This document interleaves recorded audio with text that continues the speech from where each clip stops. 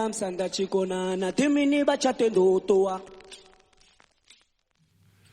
name is Mark Raymond, and I'm the Director of the Graduate School of Architecture at the University of Johannesburg, and I'd like to welcome you to GSA Radio. I'm a big podcast fan, so I'm really pleased to be able to introduce you to a series of productions in which we invite a guest editor or curator to present a series of podcasts on a theme or idea that interests them or is central to their research. I hope you enjoy it. Stay tuned.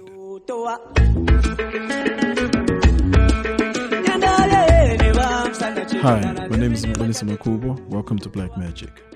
I'm an architect and an acting history and theory convener at the GSA. In the past couple of years, I've been searching for a language to start unhinging my own practice and my imagination from benchmarking spatial practices against Western norms.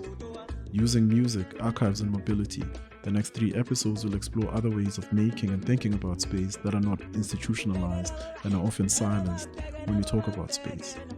Read together, the series is intended to show black magic, the subversive black subjectivities whispering from the past that are hinting at ways to reconstitute the future. In this week's episode, I speak to Sifiso Khanyile, a documentary filmmaker working in Johannesburg. We talk about his ethics of working within archives and how he negotiates an ethics of gratitude for himself. I hope you enjoy it. Hi Sifiso, it's lovely to have a chat with you about some questions I have been asking myself about space, archives and self-making in South Africa beyond the fatalism of the neo-colonial paradigms. Could you kindly introduce yourself and provide a summary of your work by illuminating specifically your use of archives but also your practice in documentary film? Hi Mqolisi, thank you for having me. I'm Sifiso Khanyile. I'm a documentary filmmaker by profession.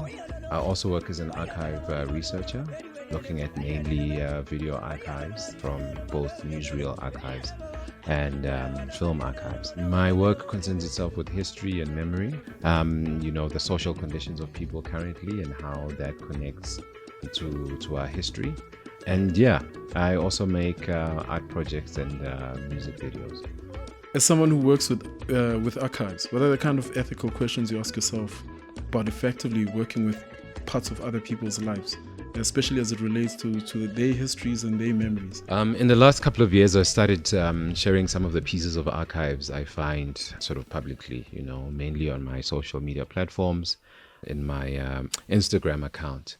And, some of the, initially I hadn't thought about this very much and about how, this would probably affect some of the people or people connected to the people who are in those archives.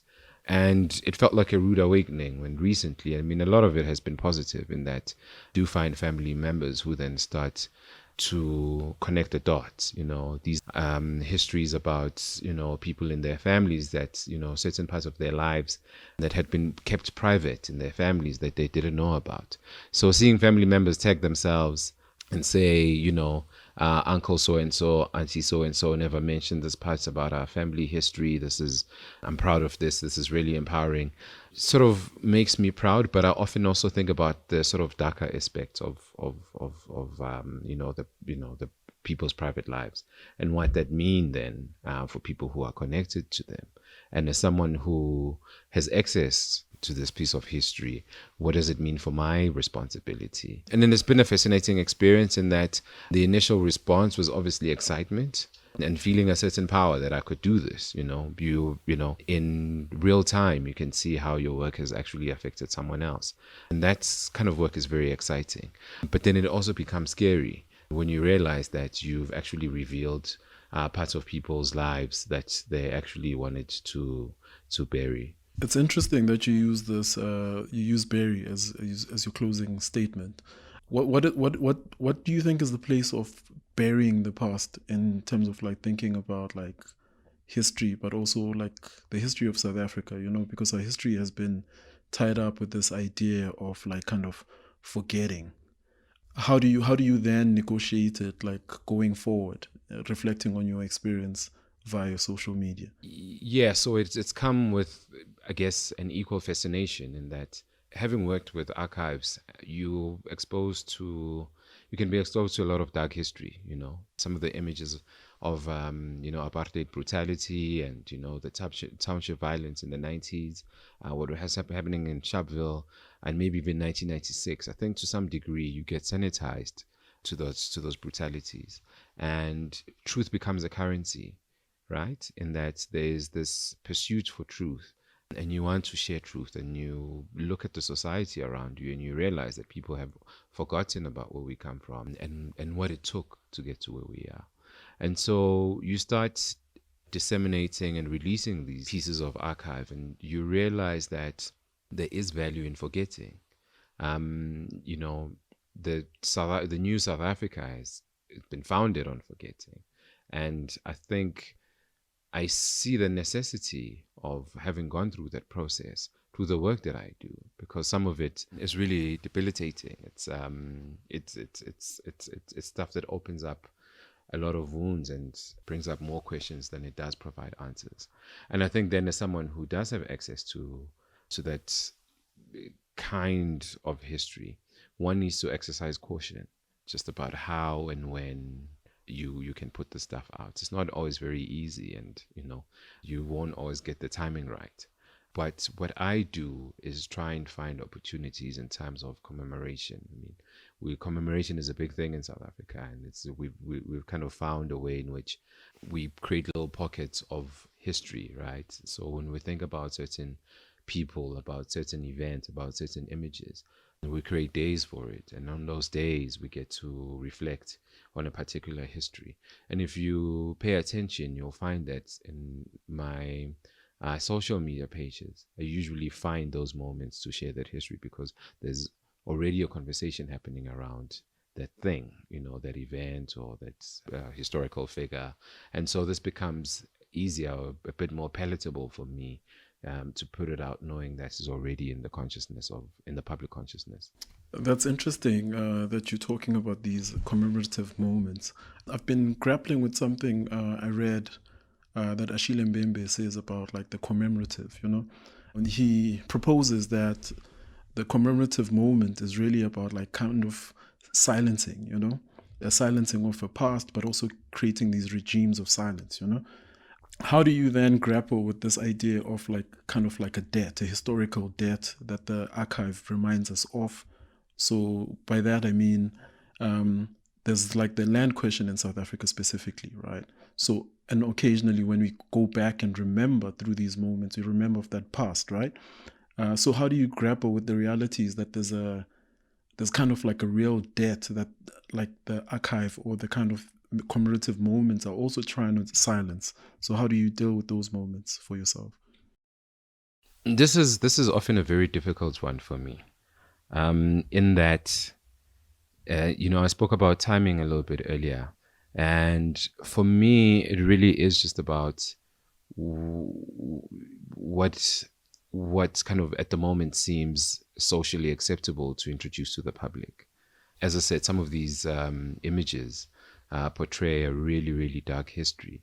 And so you wonder whether or not this will be an effective tool in empowering people about knowing who they are, about their self-determination, about where they come from, especially coming from a divided society, in that it's not going to be a one-size-fits-all approach.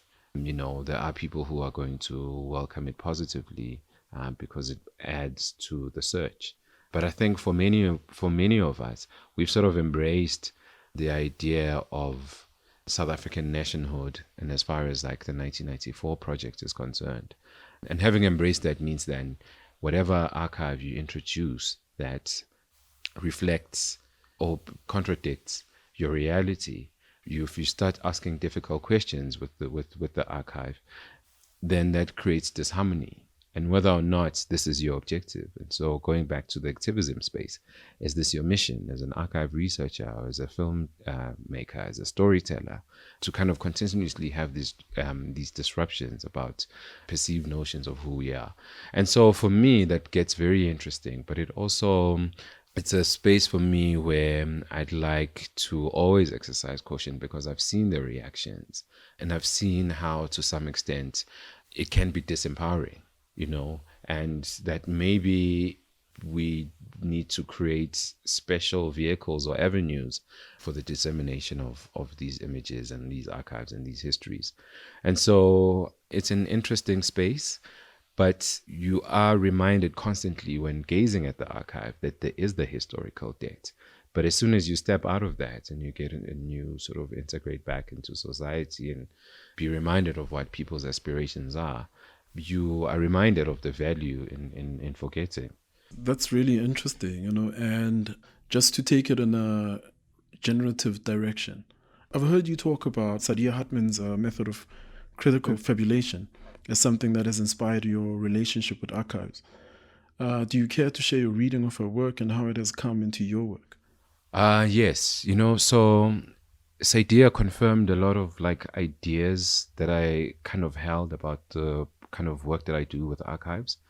I just like to firstly say that, archive for me is, archive research for me is a spiritual practice. I think that if you spend long enough time with the archives, they start to speak to you, There are narratives that are sort of built up around images, around the figures that you see in those images. And one thing for me that always strikes me, and maybe this could be an experiment even for you, to sort of look at historical images and try and look at people's eyes, try and look at what they say, And a lot of the time I've seen, this might sound weird to some people, but I feel like the people start to speak back, and sometimes there's something that they're asking for, that they're crying for, that they're asking you to do.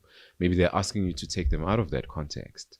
Maybe the image itself or the clip itself has put them in sort of a vanquished position where they're totally stripped of their agency, and they're asking for you to do something about it and in some way try and win their integrity back. And there's a saying there's a practice rather in Nguni culture, a spiritual custom and practice that's called ukulanda or ukulanda umoya.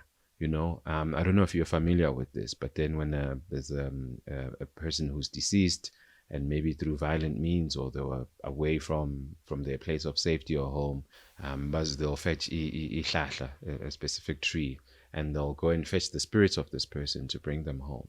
And I think that for some of the archival work that I do, that is a guiding principle for me, in that I realize that the position in which some of the people have been put in those archives in terms of how they're presented, represented, and it's incumbent on me as someone who's then had access to these archives that are most of the time very rarely seen, very exclusive, to then change the narrative, show them in a different light, in a more sort of empowered light. And so I think when I arrived at Saidiya's work, it was just like, fuck, this is really just confirms all my suspicions about everything that I've been sort of experiencing in the archive, and about having the responsibility to then create work that brings about some sense of justice to the people in those archives. And because it is personal, and I've seen, sorry to go on too long about this, but if you look at archive researchers, at least the ones that I've come across, they're sometimes overprotective of the archive. They seem to have like a really strong personal relationship with those archives. And I can understand why, because like I say, some of these archives are ghosts that kind of talk back, it might not be audible, but there is dialogue, and that happens between you as the, as the keeper of those archives and the archive itself. That's really interesting. I can't help but think about this idea of like when you talk about ukulanda, so you're fetching someone's spirit, and the idea of death and the implications of that. Even the kind of violence in dealing with the archive, the violence on yourself, but the kind of violence that also is within the archive and the content that you're dealing with. So when you are ulanda umuntu, there's the process of cleansing that you then do on yourself. What are the kind of like practices for yourself to kind of like cleanse you, so that you are not left with the kind of violence that is in the archive? I haven't embarked on any sort of cleansing methods of having dealt with archives. It's so funny. Trauma works in really weird ways. I remember the first time I put out a trailer for A New Country. A childhood friend from Sprayview saw it, and her initial response was, "Ish mara when you are standing there, he said, ne? Utanda isn't as it difficult, And it took me.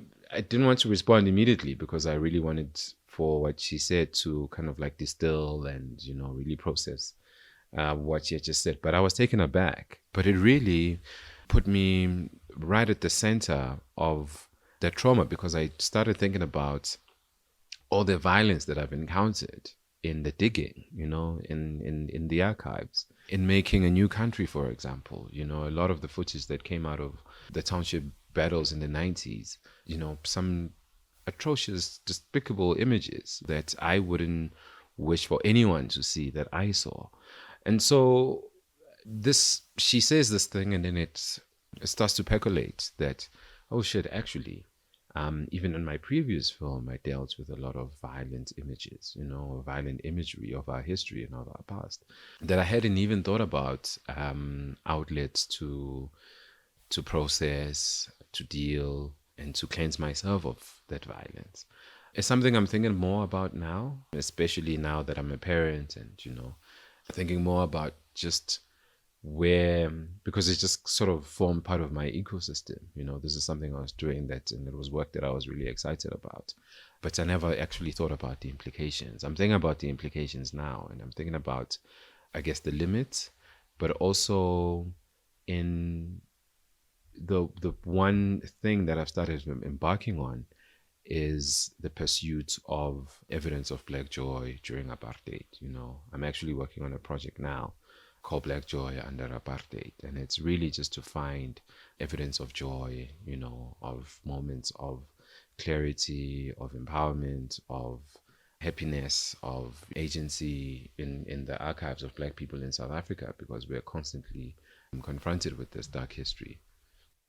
That's great, because it takes me to your work, the work that you did, the video that you did for Tabang Tabane, for Nyanda Yeni, right? You use humor in illustrating the absurdity of some of the representational tropes of apartheid-era cinema.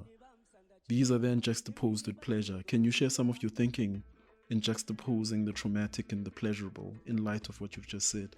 Having sort of scrounged through video and photo archives, South African video and photo archives enough, one thing that starts becoming apparent is that the colonial gaze isn't monolithic. It wasn't always very direct. There were moments of like nuance, and it was kind of shifting in that at some point we do see Black participation, and the representation sort of becomes a little bit more tender, if I may say, a bit more fair. And so, but what is clear is that in some way, it kind of always justifies the European intervention or presence in the colonies.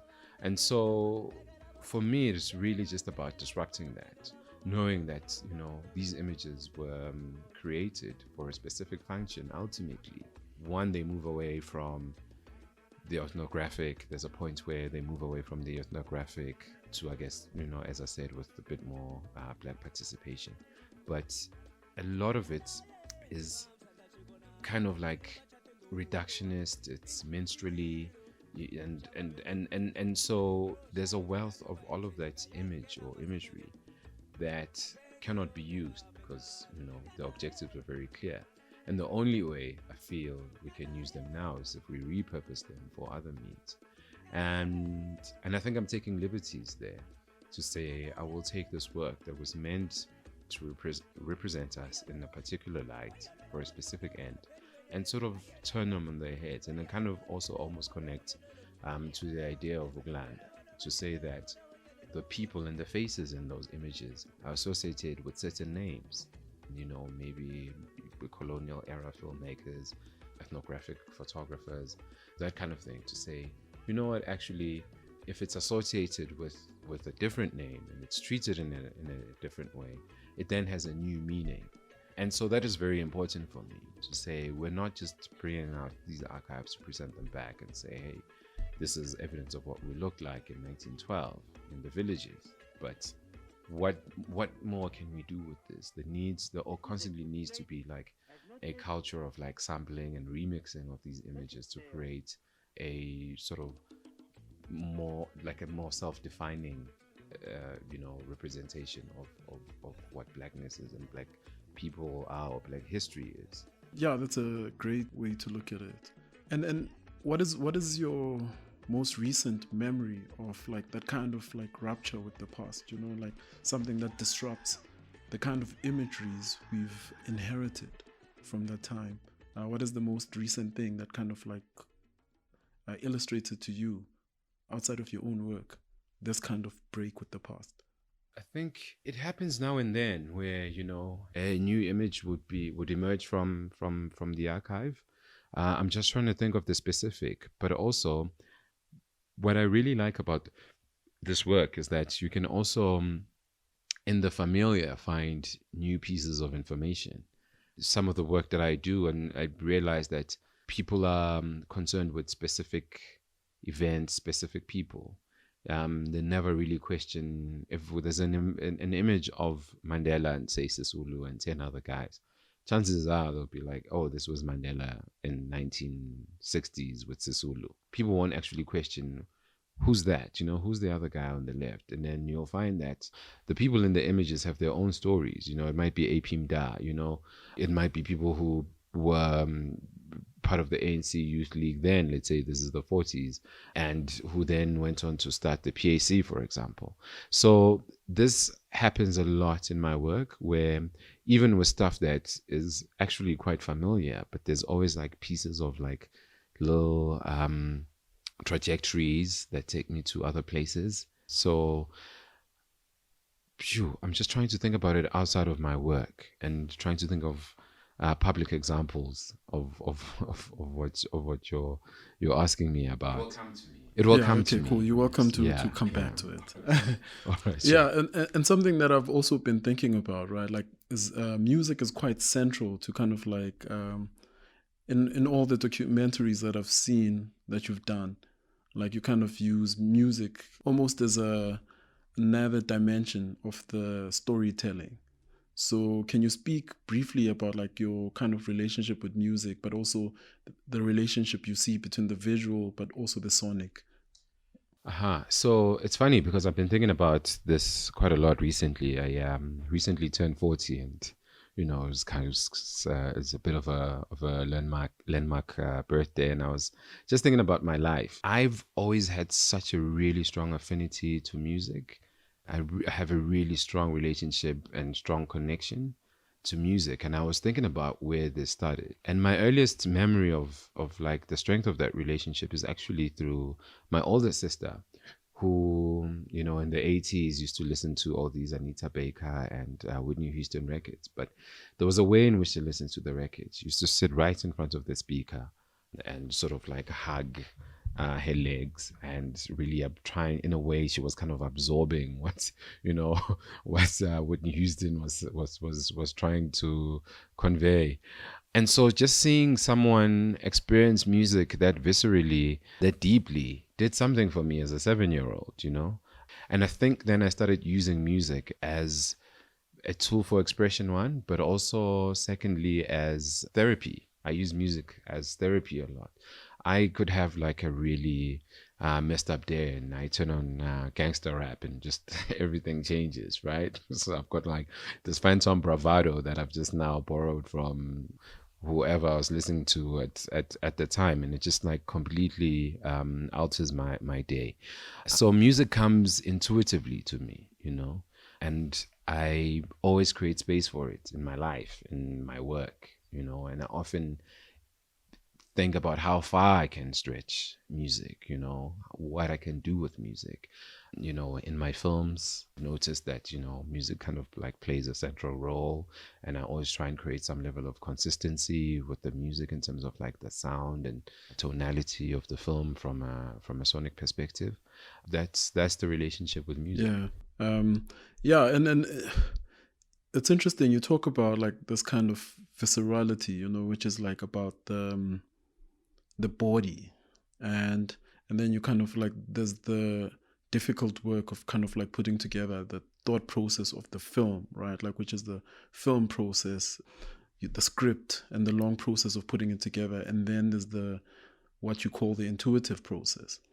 What is the place of the intuition, but also of the body, in terms of like in thinking about like kind of reconnecting, to our own kind of visceral experiences? Like, do you have any thoughts on kind of like the intuition and the visceral? Yeah, so someone once said something very interesting about directing. I think I read this, sure, it may have been 10 years ago already. But someone said that a good director is someone who knows how to train or control the intuition, which for me doesn't, logically doesn't make sense, because that's not what intuition is, right? It's kind of like sort of moves away from sort of like the sphere of logic. And so I think this is something I wanted to do. This is something I wanted to pursue. And I wanted to think deeper about that statement, about how one can control or train their intuition.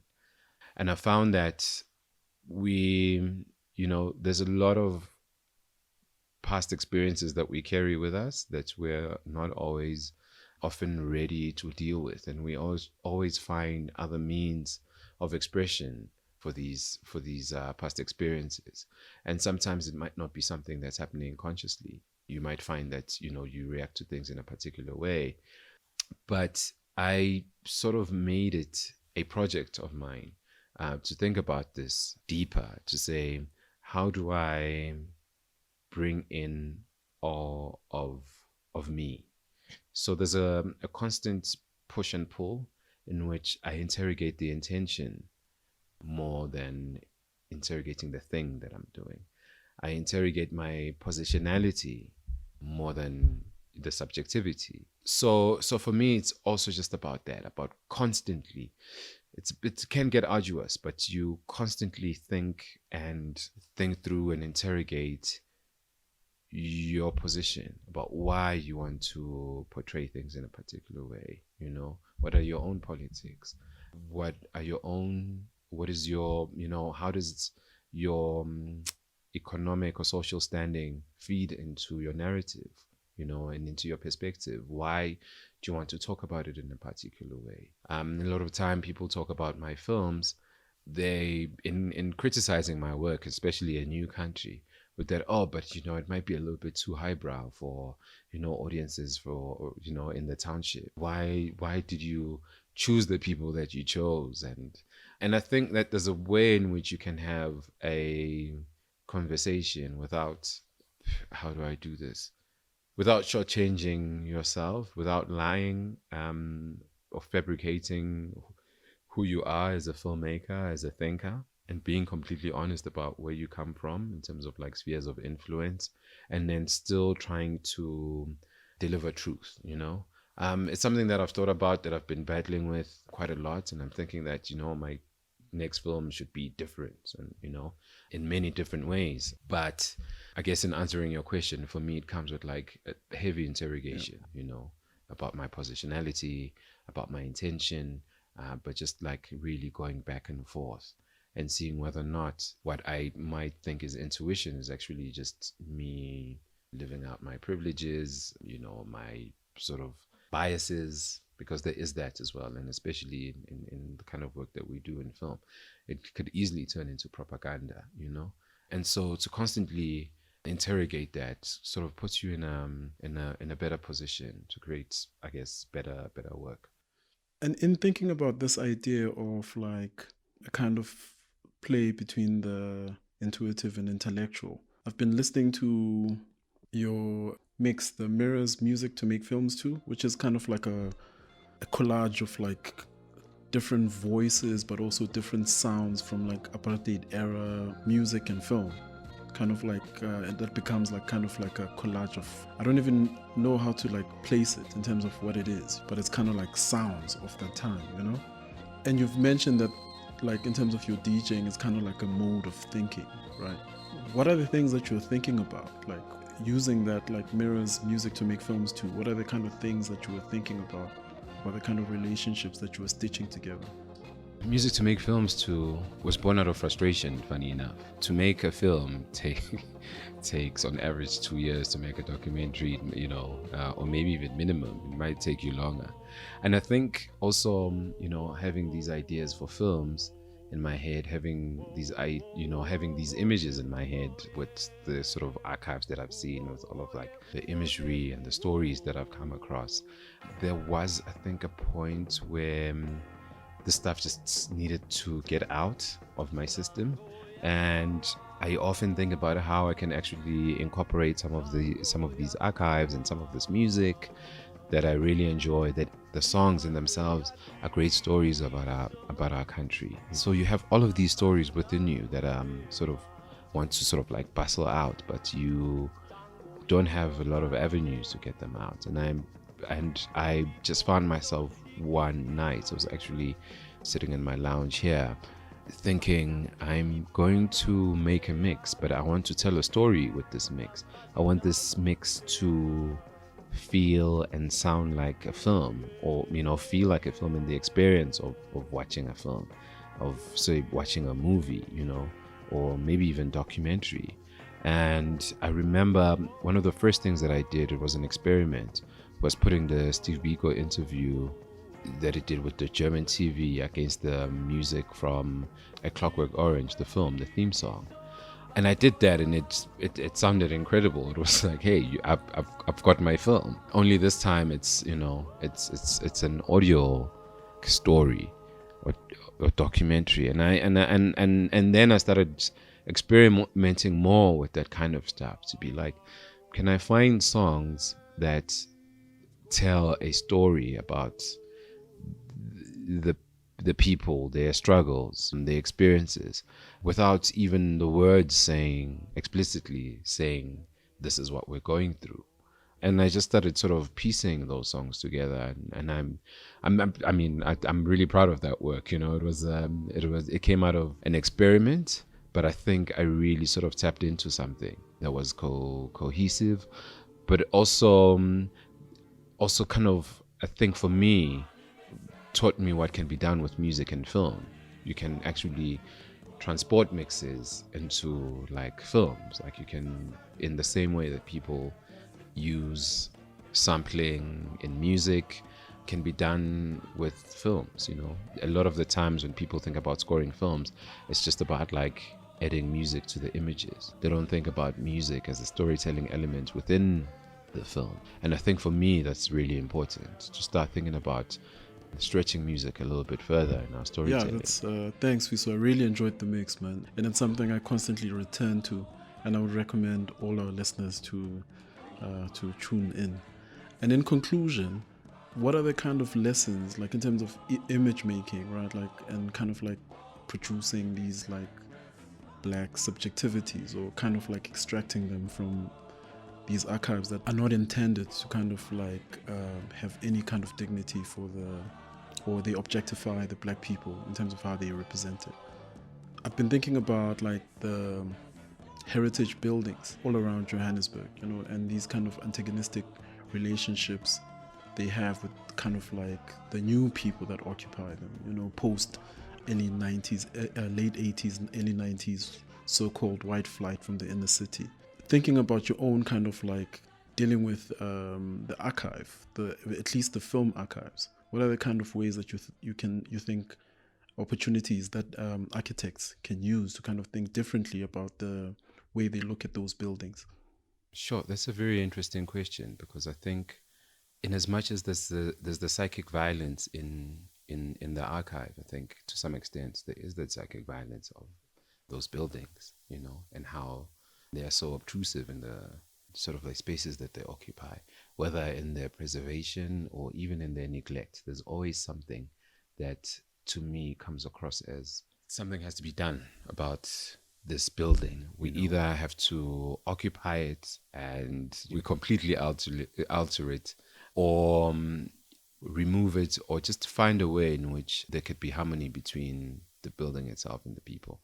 And I think that this is something that we constantly need to think about, because I'm not for erasure of any sort of like form of history, but we do kind of need to start thinking about creating new languages around these things, and thinking about like ownership. And I'm often inspired actually going to downtown and looking at those heritage buildings, and one of them is the drill hall, and looking at the people around it and the people in it, and in the ways in which they've occupied that space, is that it kind of removes the imposed sanctity of that space as understood in sort of like the colonial frame, for example, or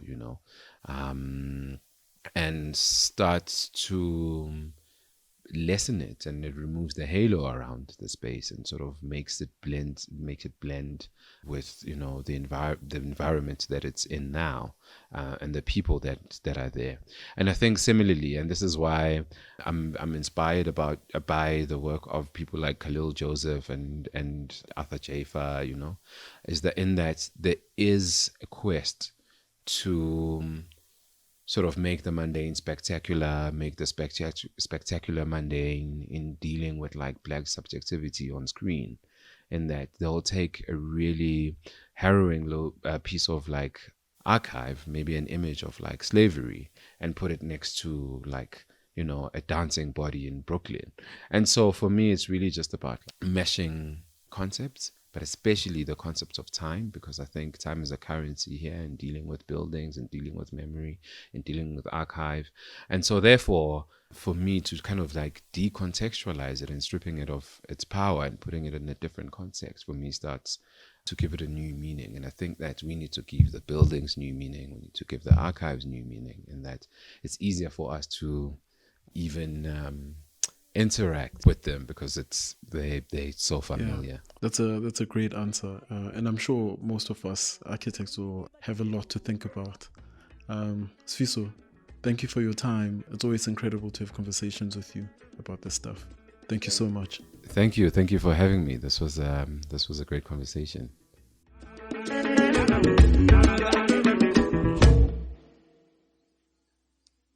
Nyandaye ni vamsanda chikona na dimini vachatendo toa. Nyandaye ni vamsanda chikona.